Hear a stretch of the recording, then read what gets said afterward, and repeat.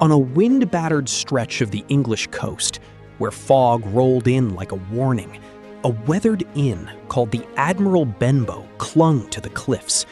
Waves crashed below. Gulls screamed overhead. Inside, a boy named Jim Hawkins swept the floor of an ordinary life. Quiet, safe, forgettable.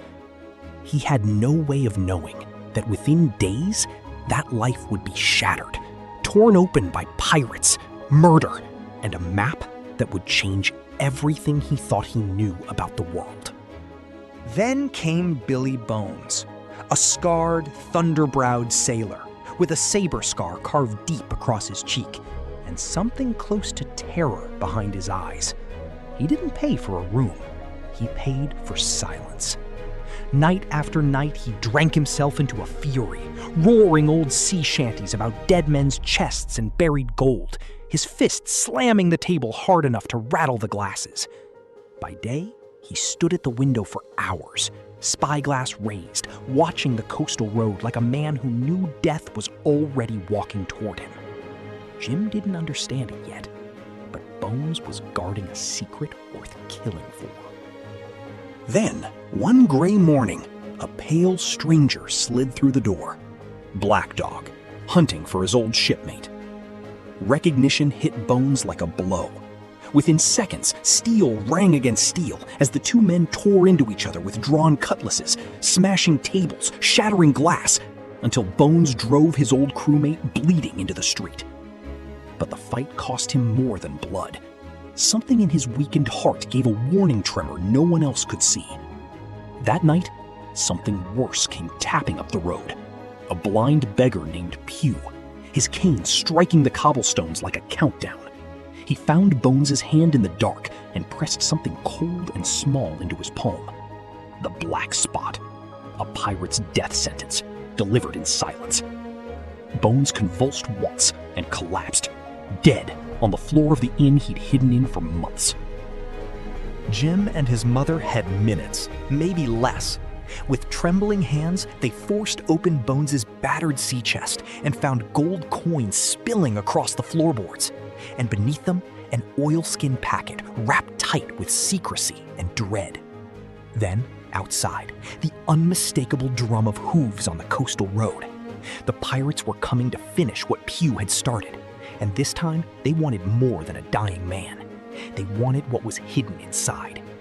Jim grabbed his mother's hand and they bolted into the tall marsh grass just as dark-armed figures tore through the Admiral Benbow behind them, ransacking every room for a map that Jim now clutched, beating against his own chest. The packet held a treasure map, drawn in the dead pirate Captain Flint's own hand, marking a fortune buried on a distant, nameless island. Squire Trelawney, wealthy, reckless, and utterly incapable of resisting a fortune, could not sit still. Within a single week, he had bought a ship, the Hispaniola, and assembled a crew almost too fast to trust. For a ship's cook, fate handed him a broad-shouldered, one-legged man with a parrot perched on his shoulder and a smile so easy, so disarming, that no one thought to ask what he'd been before he lost that leg. His name was Long John Silver. Jim signed aboard as cabin boy, utterly dazzled by Silver's warmth and his endless, colorful stories of the sea. The Hispaniola cut loose from harbor under the command of Captain Smollett, a stern, exacting man who trusted no one fully, and as it turned out, had every reason not to. As the ship sliced through open water under full sail, Jim believed with his whole young heart that he was finally living the adventure he'd always dreamed of.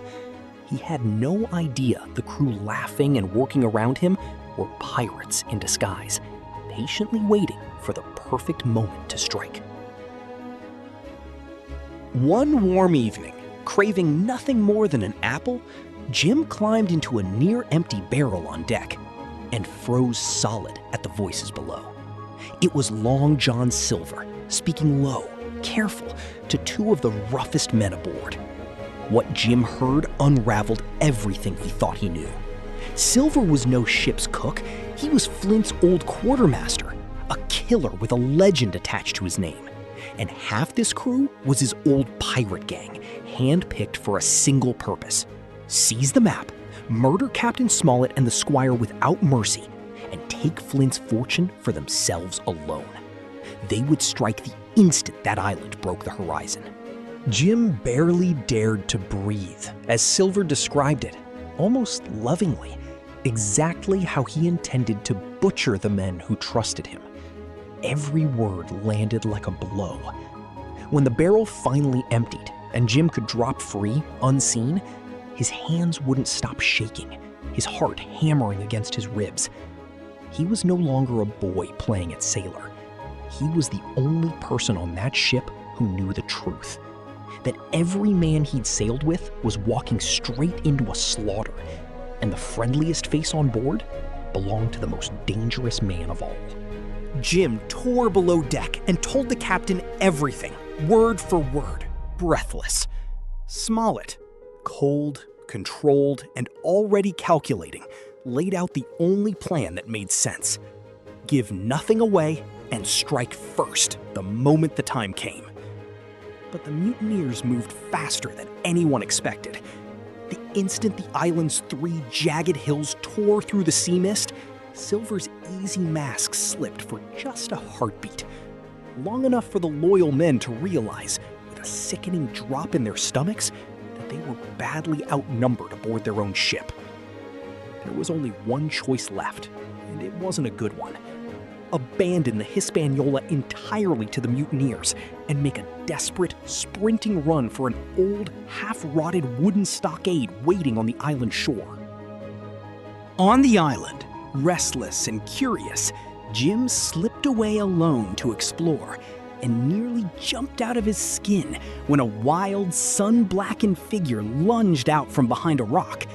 His name was Ben Gunn, once a pirate himself, marooned alone on this island for 3 brutal years, half mad with loneliness and dreaming, more than anything, of a single bite of real cheese and a way home. But beneath the madness, Ben Gunn was hiding something extraordinary. He alone knew the true, secret location of Flint's legendary treasure, and he was willing to trade that secret for exactly one thing: passage off this island at last. At the stockade, the mutineers struck at dawn, and the jungle exploded into chaos.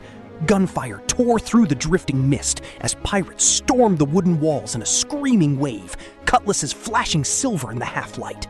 Captain Smollett fought back with cold, disciplined precision, firing and reloading without a flicker of panic, until a bullet found him, and he staggered, wounded and bleeding, still refusing to fall.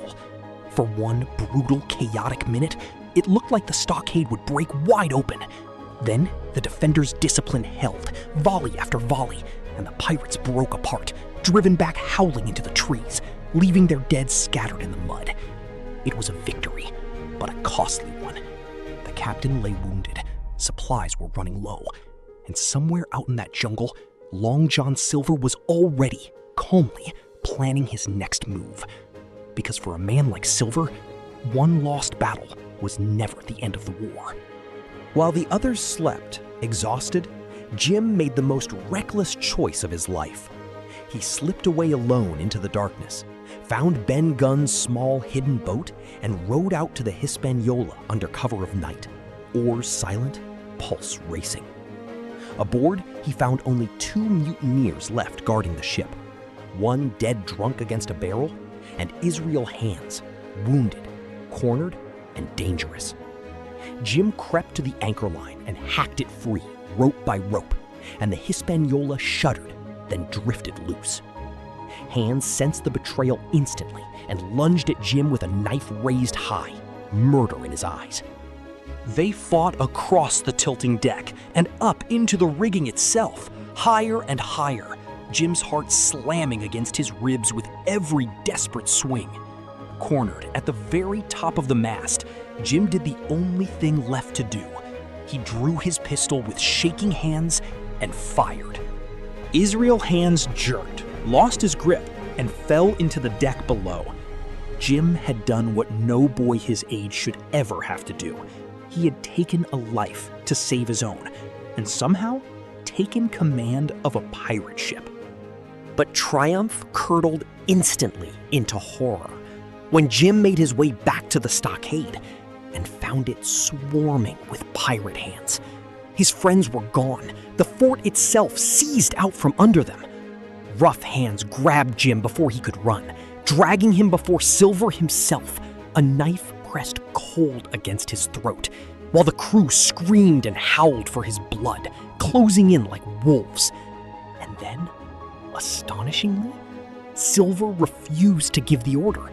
He stepped bodily between Jim and his own furious men, risking a mutiny within his own mutiny, choosing in that single electric moment to protect the boy who had trusted him first, back when trust still meant something. It was the strangest, most fiercely human moment in a story built entirely on betrayal. One pirate captain gambling everything he had on a single, reckless act of mercy. Silver made one last, desperate wager with his own restless crew. Follow him a little further, trust him a little longer, and they'd finally have their treasure in hand. Using Ben Gunn's stolen map, he led both Jim and his simmering mutineers deep into the island's interior, straight toward the marked spot beneath 3 impossibly tall trees. They dug with growing hunger, growing greed, shovels tearing at the earth faster and faster, and found absolutely nothing. An empty pit. No gold, no chests, just rotted, splintered wood and a silence that felt like a slap in the face. The crew turned on Silver in a single furious instant, weapons rising, ready to kill him on the spot for the lie. But they never got the chance, because hidden in the surrounding trees, Dr. Livesey, the captain's remaining men, and Ben Gunn himself opened fire without warning, and the treasure hunt exploded into one final, desperate battle for survival. The battle was short, sharp, and brutal. Most of the mutineers who survived scattered and fled into the jungle, never to be seen or heard from again. And the gold, it turned out, had never actually been lost at all. Ben Gunn had found it years earlier, alone and half-starving on this island, and quietly, patiently, moved every single coin to a hidden cave known only to him. He had been sitting on Flint's entire, staggering fortune the whole time, waiting only for someone honest enough to finally share it with. In that moment, Jim finally understood something the map itself could never have taught him. The real treasure had never been about gold at all. It had always, only, been about who you could actually trust. But Long John Silver was still among them, the same man who had coldly planned murder, and the same man who had risked everything to save a boy's life. Captain Smollett wanted him hanged without hesitation. Jim, torn and conflicted, quietly wanted him spared. In the end, aboard the ship carrying them all home, Silver simply vanished into the night, slipping away at a foreign port with nothing but a small sack of gold. Free, unpunished, unforgiven, and utterly, defiantly unrepentant to the very last. Some debts, it seemed, would simply never be settled. The Hispaniola sailed home at last, with her gold and her exhausted survivors, and Jim Hawkins returned to England a genuinely wealthy young man. But wealth, strangely, was never the ending that truly stayed with him. Long after the voyage was over, deep in the quiet of the night, Jim still dreamed of the sea, the endless crash of waves against that cursed, unforgettable shore, a parrot's rasping cry of pieces of 8 echoing in the dark, and a one-legged man's easy, dangerous, unforgettable smile. Because Jim understood something the others around him never fully would. The island itself was behind him now, an ocean and a lifetime away.